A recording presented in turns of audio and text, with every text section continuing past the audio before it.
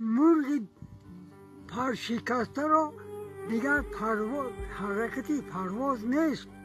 غریبی بسیار کاری سخته بچم. غریبی بسیار کاری سخته. یک نقطه گویم من از غریبی، دوستان چه مشکل داغی جداگی.